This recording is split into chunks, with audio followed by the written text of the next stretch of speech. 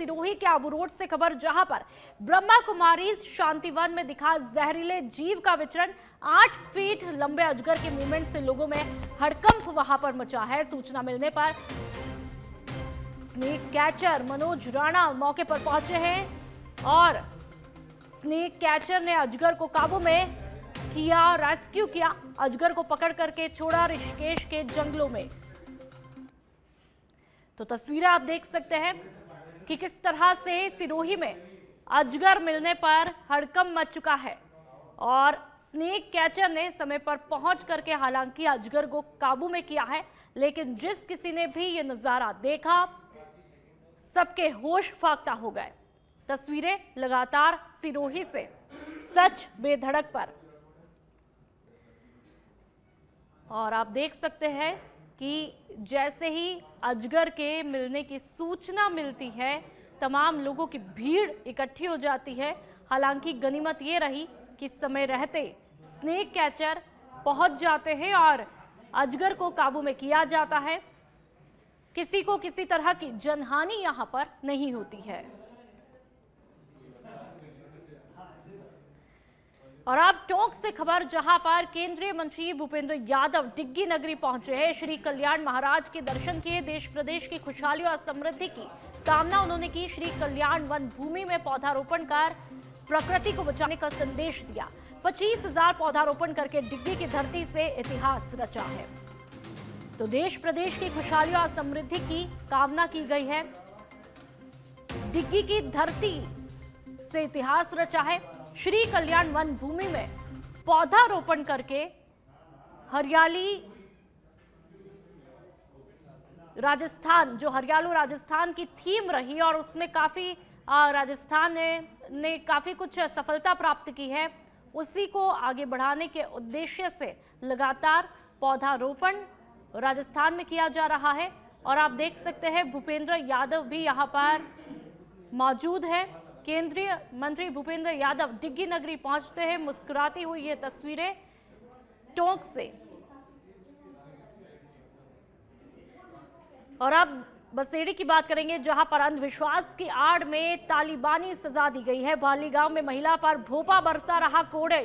भूत प्रेतों से मुक्ति दिलाने का ढोंग करके ये सजा दी जा रही है। भैरव बाबा देवता के लग रहे जयकारे। सोशल मीडिया पर वीडियो जमकर वायरल है। वायरल वीडियो से प्रशासन में हड़कंप मचा है। बसेड़ी थाना प्रभारी ने मामले को गंभीरता से लिया। पुलिस मामले की तहकीकात में जुटी हुई है। तो बड़ा ही अचंभित कर देने वाला मामला देखने को मिला है, जहां पर अभी भी राजस्थान में कुछ तस्वीरें अंधविश्वासों से भरी देखने को मिलती है और कुछ ऐसी ही तस्वीर बसेड़ी से देखने को मिली, जहां पर अंधविश्वास की आड़ में तालिबानी सजा दी गई। भाली गांव में महिला पर कोड़े बरसाए गए, वो भी एक भोपे के द्वारा। भूत प्रेतों से मुक्ति दिलाने का ढोंग कर सजा दी जा रही है। तस्वीरें आप देख सकते हैं।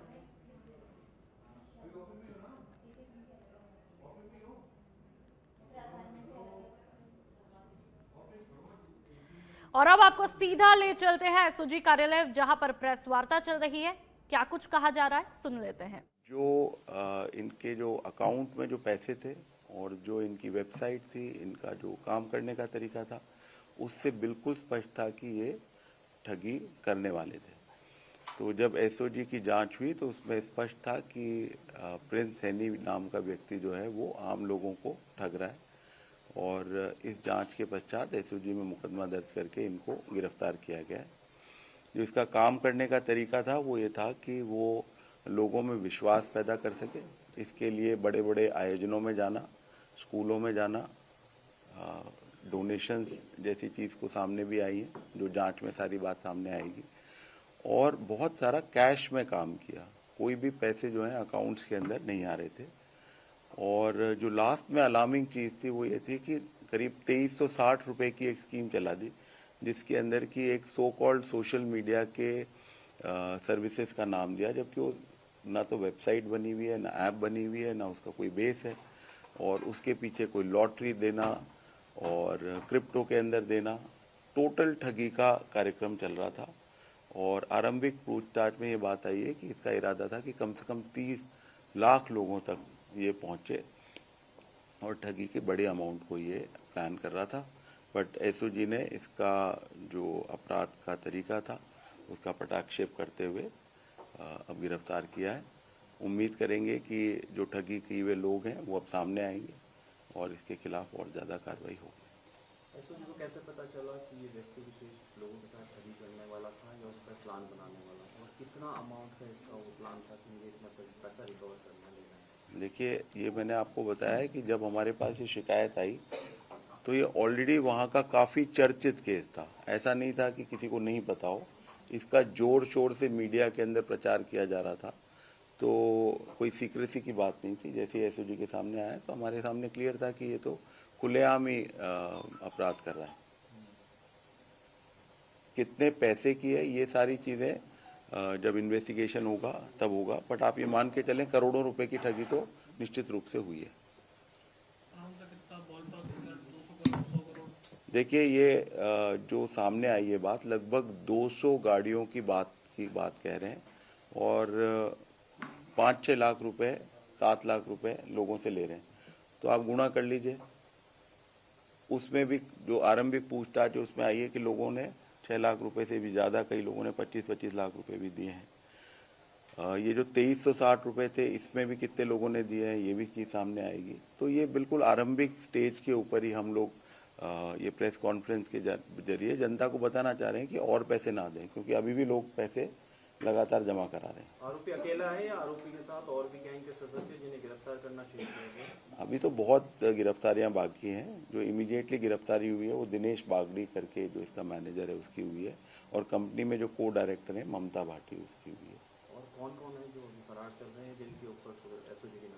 देखिए, बर्ड्स एक्ट के अंदर जो फर्स्ट लेयर होती है, जो दूसरे लोगों को इनकरेज करते हैं कि हम पैसे लेते हैं उनके थ्रू जाके, तो वो भी सारे के सारे लोग आरोपी बनेंगे। सर, इनका बैकग्राउंड क्या है?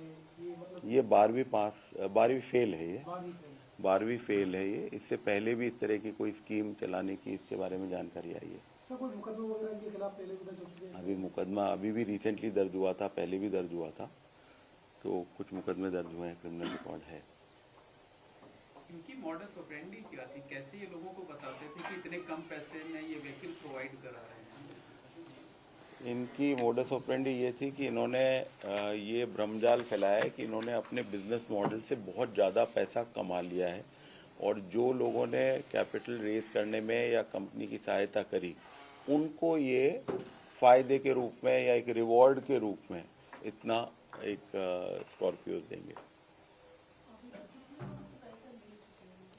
देखिए, ये वाला जो पार्ट है, मनी ट्रेल वाली जो पार्ट है, ये पहले ही दिन अभी अरेस्ट हुए, तो कहना थोड़ा सा जल्दबाजी होगी, पर जैसे जैसे चीज़ सामने आएगी। लेकिन बहुत क्लियर है कि करोड़ों रुपए की ठगी तो निश्चित रूप से हुई है। कितने लोग थे जो इस पूरे काम में लगे हुए थे? मैंने आपसे बताया कि ये कन्विंस कर रहा था लोगों को। अगर आप वीडियोस भी देखेंगे, जैसे आपके सामने ही, अगर आप लोग खुद ही एक सेकंड देखें, आप सिर्फ प्रिंस सैनी नाम से आप गूगल में सर्च कर लें, कितने तरह के वीडियोस और कितने तरह की बातें आपके सामने इमीडिएटली आ जाएंगी। आप इनकी एक वेबसाइट देखेंगे, harvestai.technology.com करके, इतनी बहुत ही साधारण सी वेबसाइट है। उसमें एक विदेशी नाम चेहरे के साथ में एक मैनेजर दिखा रखा है, उसके लिंक्स भी काम नहीं कर रहे हैं। ये बहुत ही साधारण वेबसाइट, और उसके बेसिस पे एआई का नाम यूज़ कर तो ये कि एआई भी एक ऐसा एलिमेंट है जो कि आज की तारीख में ठगी के रूप में लोगों को लुभावित करता है कि साहब एआई का कुछ कर रहे हैं। आप लोगों ने सो मोटो कॉग्निजेंस ली है या कंप्लेंट की थी किसी ने? नहीं, हमारा जो कंप्लेनेंट हमारे पास आया था उसका हमने वेरिफिकेशन किया ग्राउंड के ऊपर।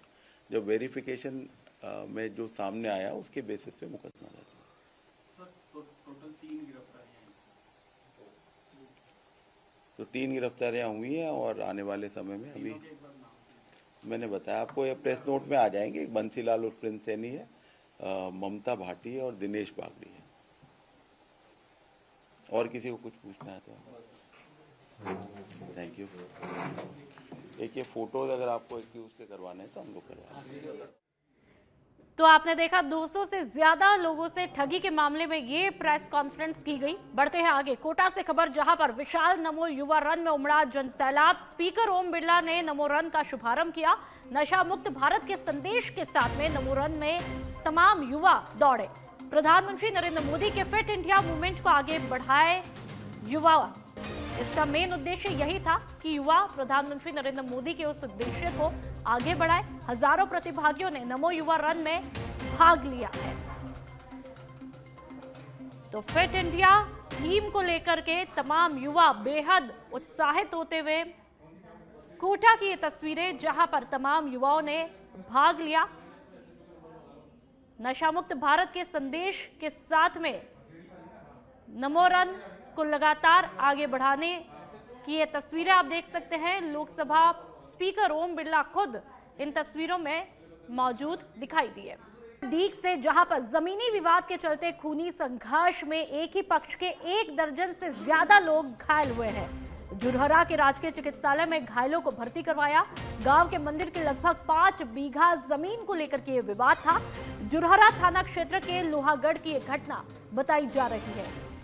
तो खूनी संघर्ष का मामला देखने को मिला है। तस्वीरें आप देख सकते हैं कि इस संघर्ष में कैसे एक व्यक्ति पूरी तरह से लहूलुहान हो चुका है और उसे गंभीर स्थिति में अस्पताल में भर्ती करवाया।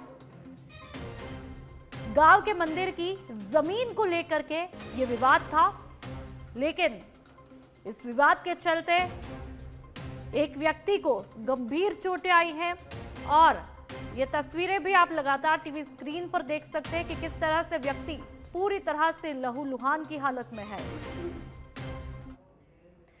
और अब बात कोटा की करेंगे, जहां पर बूंदी रोड स्थित मां टाउनशिप के पास में बड़ा हादसा टला है। जयपुर से कोटा आ रही रोडवेज बस में इंजन से धुआं उठने लगा।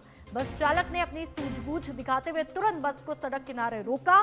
सभी यात्रियों को सुरक्षित नीचे उतारा गया। साथ ही कुछ देर बाद में आग ने यहां पर विकराल रूप भी अख्तियार किया। अग्निशमन विभाग की टीम ने कड़ी मशक्कत करके आग पर काबू पाया। तस्वीरें आप देख सकते हैं। इन तस्वीरों को देखकर ही अंदाजा लगाया जा सकता है कि कितना खौफनाक मंजर उस वक्त रहा होगा जब इस आग ने पूरी तरह से विकराल रूप अख्तियार किया होगा। और उसके बाद में धुआं, आग का आप देख सकते हैं ये बस, जहां पर बस पूरी तरह से आग के हवाले हो जाती है और बाद में अग्निशमन की टीमें यहां पर पहुंचती है और आग पर काबू पाने की कोशिश यहां पर की गई। बड़ी ही डरा देने वाली ये तस्वीरें हैं। हालांकि सबसे राहत की बात यह है कि किसी भी यात्री के हताहत होने की सूचना नहीं है, जनहानि की सूचना नहीं है। समय रहते अपनी सूझबूझ से चालक ने तमाम यात्रियों को सुरक्षित बाहर निकाला है। कोटा के रामगंज मंडी में हिंदू जागरण मंच कार्यकर्ताओं ने सीआई मनोज सिकरार को ज्ञापन सौंपा है और यूट्यूब चैनल सरोज सरगम मिर्जा और किताब जिज्ञासार और समाधान बहुजन नायक महिषासुर पर सख्त कार्रवाई की मांग की है। मंच पदाधिकारियों ने बताया कि चैनल पर अपलोड किए गए वीडियो में मां दुर्गा के लिए अपमानजनक शब्दों का इस्तेमाल किया है, जिससे हिंदू समाज की भावनाएं आहत हुई है। हिंदू जागरण मंच ने कहा कि नवरात्र जैसे पावन पर्व से ठीक एक दिन पहले इस तरह की सामग्री सार्वजनिक करना समाज को भड़काने और धार्मिक भावनाओं को आहत करने की कोशिश है।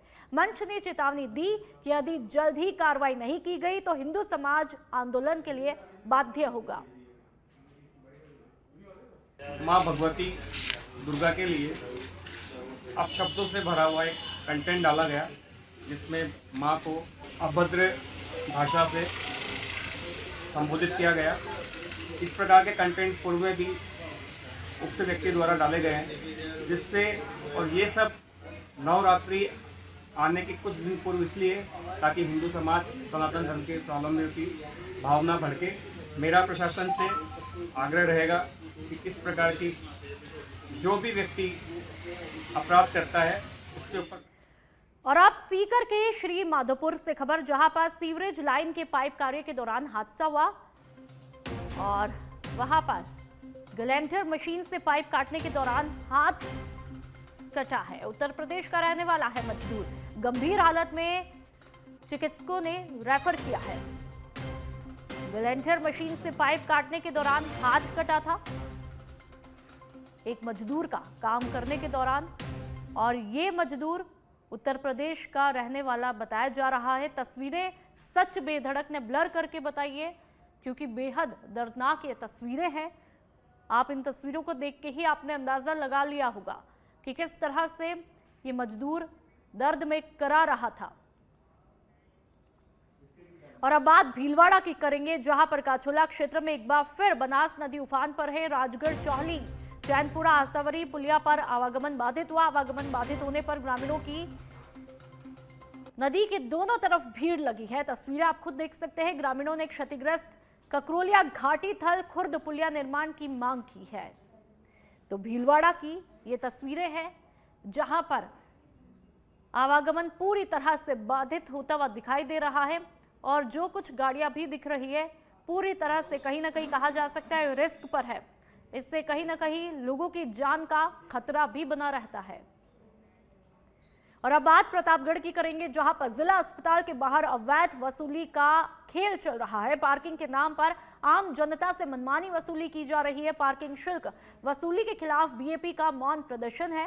पूर्व विधायक प्रत्याशी मांगीलाल नन्मा के नेतृत्व में अस्पताल गेट पर इकट्ठे हुए लोग और मुंह पर काला कपड़ा बांधकर प्रदर्शन किया। तो तस्वीर आप देख सकते हैं कि किस तरह से यहां पर लोगों ने मुंह पर काला कपड़ा बांध करके एक अनोखा तरीका यहां पर अपनाया है। और अलवर के रामगढ़ में नौगावा थाना क्षेत्र के मुबारकपुर कस्बे में भू माफियाओं ने एक ऐसा दुस्साहस किया कि पूरे इलाके में आक्रोश की लहर दौड़ गई है। कस्बे के बस स्टैंड के समीप स्थित प्राचीन सीताराम मंदिर की दीवार को जेसीबी मशीन से तोड़ा गया। आरोप है कि हरियाणा से भूमाफिया हथियारों से लैस होकर के मंदिर पर कब्जा जमाने की नीयत से यहां पर पहुंचे थे। जैसे ही ग्रामीणों को भनक लगी, लोग भारी संख्या में मौके पर पहुंचे, लेकिन हथियारबंद भूमाफियाओं ने उन्हें डराने धमकाने की कोशिश की। ग्रामीणों ने तुरंत पुलिस को सूचना दी। नौगावा थाना पुलिस घटनास्थल पर पहुंची। तब तक आरोपी जेसीबी, ट्रैक्टर और अन्य साधनों के साथ में अंधेरे का फायदा उठाकर फरार हुआ। इस घटना से पूरे गांव में गुस्सा फैला हुआ है और लोगों ने इसे धार्मिक आस्था पर सीधा हमला बताया। हाँ, ये चीज कर रहा हूँ मैं, बाकी जगह भी अभी बहुत ज्यादा दूर नहीं हुआ तो वहाँ पे भी मेरा कई बार ये प्रॉब्लम होता है कि मोगामा इलाके में जितना स्नेह, जितना सम्मान और जितना अपनापन मिलता है वो बाकी जगह पे वास्तव में दूर है। तो अब क्योंकि आपने मुझे भी इस मीटिंग का हिस्सा बना लिया, तो मैं आपसे भी चाहूँगा कि जो लोग अपनी बात रखना चाहें वो वन बाई वन रखें थोड़ा सा, क्योंकि हम लोग समाज के बीच में रखे हैं, बस्ती के बीच में रखना, तो अपनी इस तरह की भावनाओं को थोड़ा सा अच्छे शब्दों में अभिव्यक्त करें। आप सबकी भावनाओं से मैं भी सहमत हूँ। यहाँ बैठे